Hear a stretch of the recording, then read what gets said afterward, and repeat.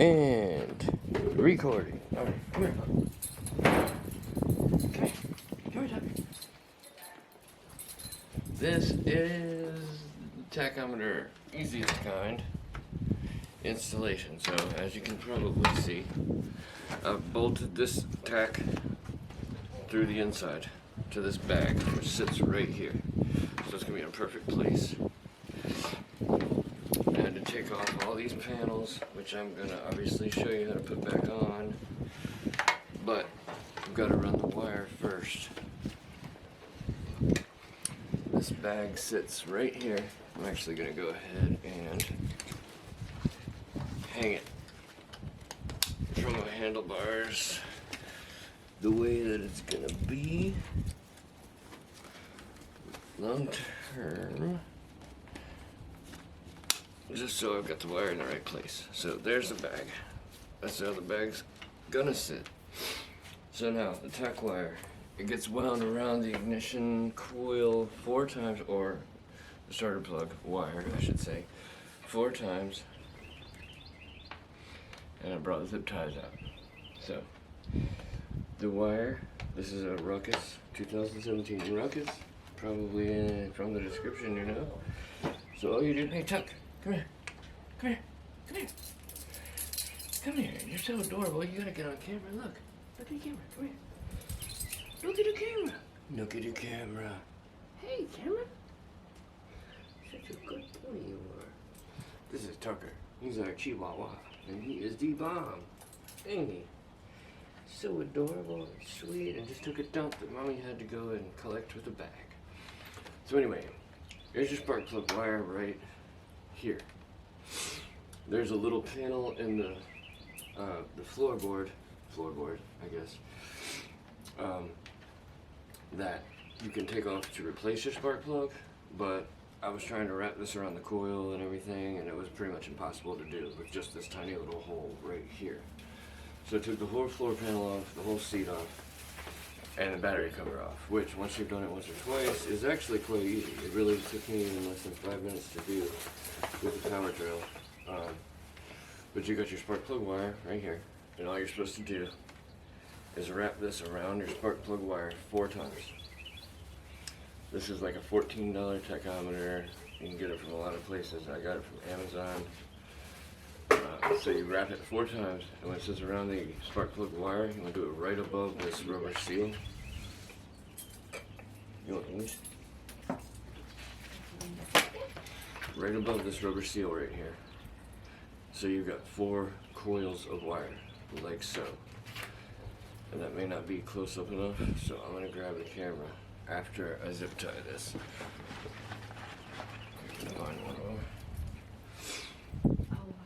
And show you exactly where and exactly how to do this coil wrap. This is an induction coil, basically. So what it does is it senses the electricity going through. I'm sure it uses the right-hand rule from electrical principles to measure the rate at which the electricity is going through, creating a magnetic field around the wire, which it measures and then displays on the screen the RPMs of your engine, which is extremely helpful for about 5,000 different reasons. I recently had to change the idle setting on mine, which is the screw right here, and you have to go by feel and tell when it's going to turn off, and it's really actually a little bit kind of a pain to know what RPMs you're at. Obviously, most scooters don't have a tachometer at all, so you're just working with what sounds right and what doesn't cut off and things like that. The reason I put 2 zip ties in here is because I saw this happening, and it did. You get the beginning of the coil spin and then the last part of the coil, and so you want to make sure both of them do not come undone, or else you're going to have to take off the floorboard and the seat and everything again if it doesn't work. So I'm about to grab the camera and do a close-up of this, but you got the 2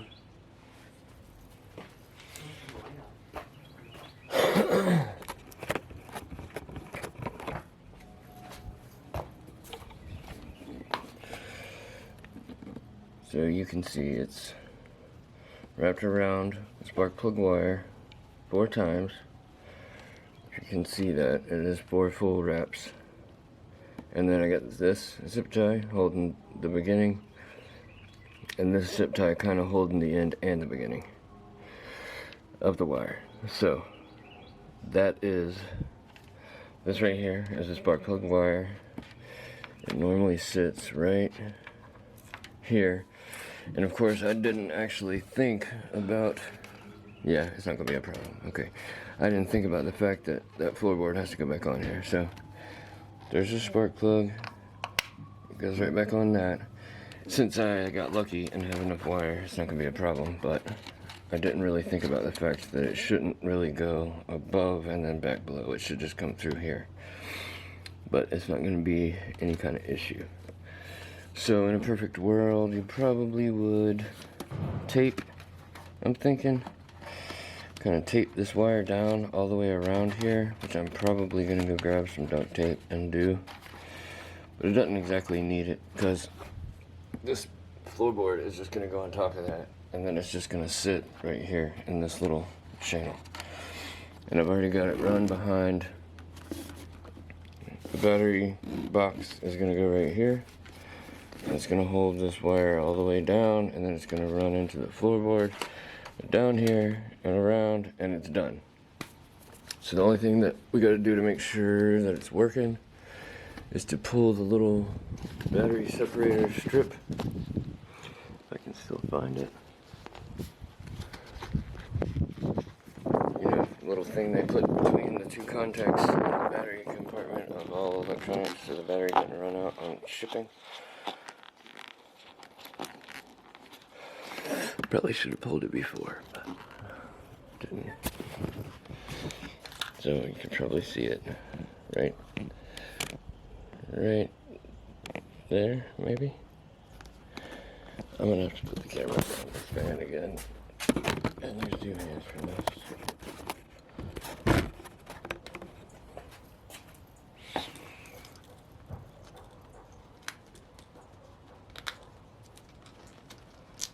As soon as that is pulled, which it should not be this hard to get out. Are you serious? I'm gonna unscrew that freaking battery door? No way, dude. That's gonna really piss me off. Oh, no, don't be so stupid.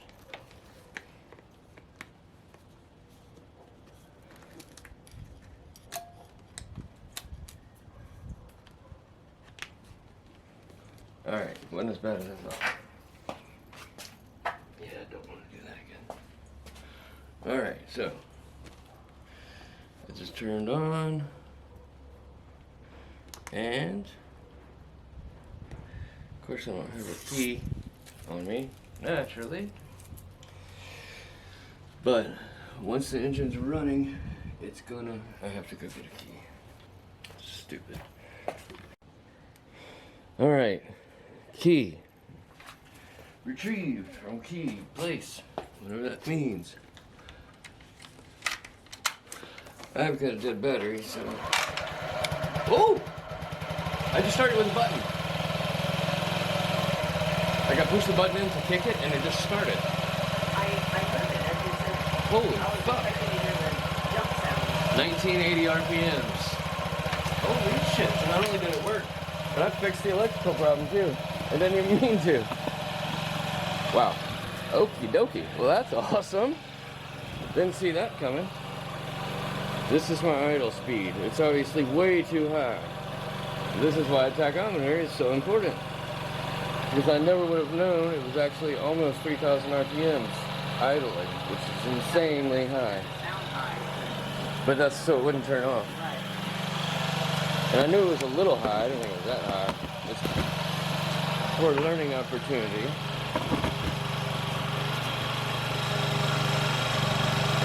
The idle screw is right here.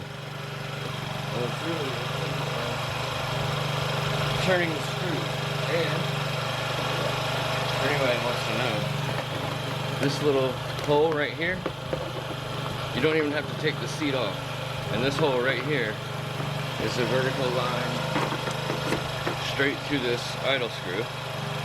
So if all you're doing is adjusting your idle, you don't even have to take that off. It's a little bit easier to be able to see what's going on. I won't lie. It was kind of hard to do just on sound. And I did get it way too high. If you turn it too low, it'll die and then it's a lot harder to start. But so if you're going down, you want to go slow. If you're going up, it doesn't really matter that much.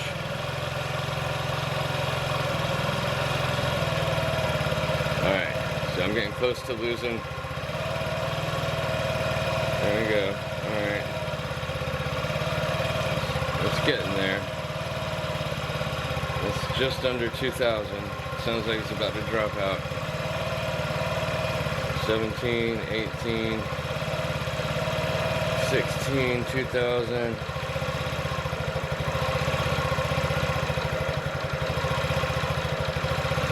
See how there's a little variation? That's not exactly normal. Something else is going on.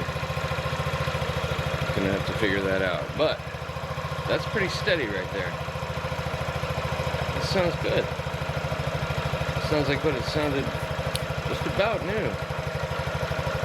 You want your idle to be as low as you can get it without it dying. It does. Oh my God. That's about it. If I go any lower, it's gonna stall.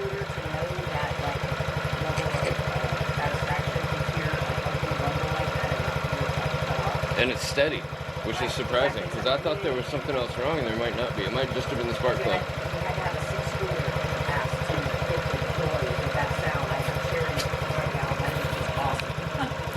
So when you stop at a red light or a stop sign, you're not really Right, and you know it was dying all the time. I couldn't even leave it running outside. I'm gonna sit the camera on the scooter, so maybe the vibration will make it easier for somebody to be able to tell just how normal this is. Maybe not. But here's a close-up of the idle screw. Right there, it's right on the throttle cable. You got this spring-loaded little assembly. By the way, if you take the carburetor off, make sure that you do not forget to remove this, because you'll start to pull it out and then you'll have something holding it down. I can't imagine anybody would do that. Now this right here is your idle screw. When you turn it to the right, tighter, the idle speed goes up because it basically opens the throttle cable. And right here is how you determine, like, you can see it move. That's the throttle. That's me giving it gas. And you can see the throttle assembly turning. So as you can easily see, really, the idle screw kind of dictates how open it stays when it's not getting any throttle, which is pretty simple and easy to understand, but this is what it looks like. So this assembly right here turns, it's spring loaded, and this controls how much gas and how much air go into the one cylinder right there.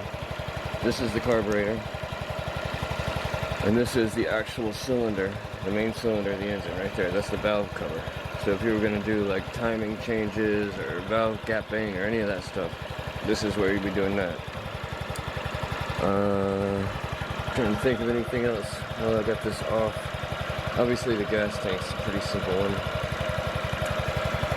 And then the air intake is where I was pretty sure most of my problems were coming from, but it actually turned out it was probably just a bad spark plug or a really dirty one. Because we idling this low and not losing. Yeah. So we don't even have to replace the battery. The battery's okay. Oh my gosh, and I was totally thinking we had That was $40, like, just guaranteed. done and not even Fuck yeah.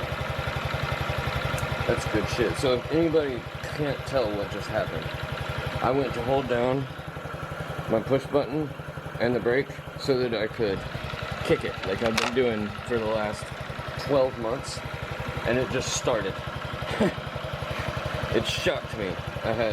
It hasn't started in at least a year with the push button. And I'm not still exactly sure why or what changed other than this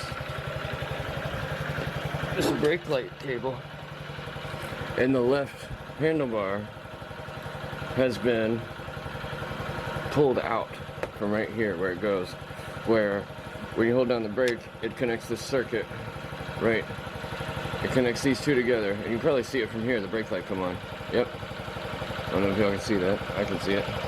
The brake light come on, and this goes in there, and if I can push it in at just the right position, it'll just start working again, and there won't have to be anything really done to it. This is all after I took it up to my dealership, and the dude told me, well, I can fix it, but I can't call you when I know how much it's going to cost, and so I just would have been at his mercy. And he seems like an okay dude, but I'm already working on that video about how instead I just decided to do it myself and took this whole carburetor out, video on the way, and then cleaned it and put it back. This is a fuel filter. The fuel pump is up underneath. Spark plug is right there, right there. I think I've learned more about scooters in the last 2 months and internal combustion engines than I've known my entire life. But you can see on that tachometer, it's probably right at the sweet spot right there, about 1,300 RPMs. It sounds perfect. It sounds just like it did when it was brand new. And it's not dying. I used to start this thing and it would run for 30 seconds and die. Kick it, die. Kick it, die. Kick it, die.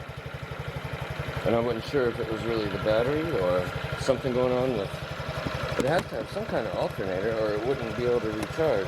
So I figured there was an electrical problem that might be quite massive. But it turns out if you clean the car and put on a new spark plug and there isn't something really wrong with it, apparently you can have a brand new scooter just like that. It sounds like it's about to die actually right now. I don't know why it's going down so low. That just dropped to 1160. But that tachometer is absolutely indispensable. I don't think so. Because I just filled it up at the BP. But you remember, like I would give it gas, it would die. I mean, it was something was not right. I'm pretty sure it was spark plug. I kept saying I thought it was a mixture or timing or whatever, like something minor. The spark plug would have the same effect. If it wasn't getting a good spark, it would be the same thing as if there wasn't enough air, not enough fuel, you know? There wouldn't be enough power to keep it running, so it would just die.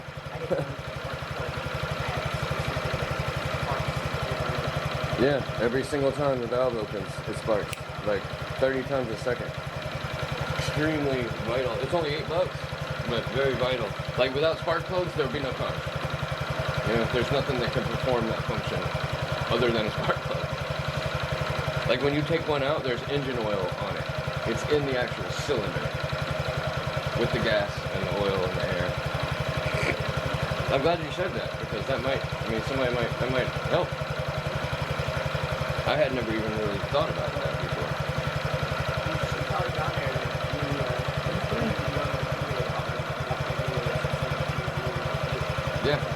Yeah, rolling wrench and Mitch's scooter from just those two guys. I learned every single thing that I just said and every single thing that taught me how to fix what was wrong and where to find this tachometer. Like every single thing that this video displays, I learned from those two dudes. And they're both, one of them's deaf and one of them isn't deaf, but the two of them together, it was like the perfect storm of explanation with intuition and, yeah, true. And he just moved to Hawaii. Life dream. It still gives me goosebumps thinking about it because I can just only even imagine what that must feel like. Because, you know, we have how many things we've been wanting to do it for how long? And once, like, imagine this channel picks up and we end up with enough income to move to wherever the fuck. Can't imagine.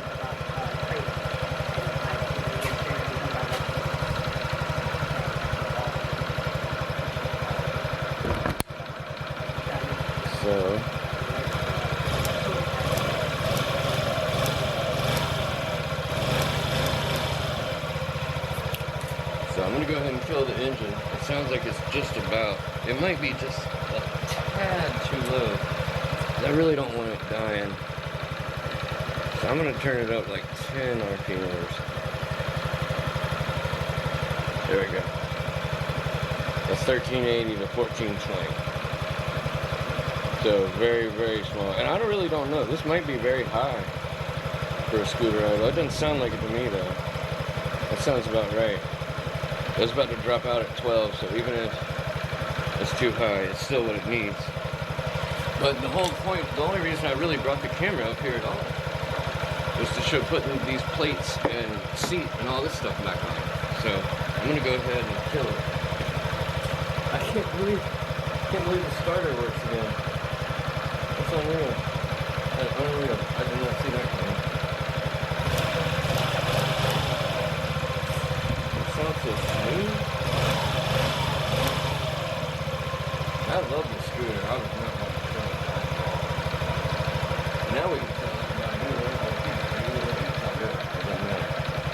so, I'm gonna kill her and see.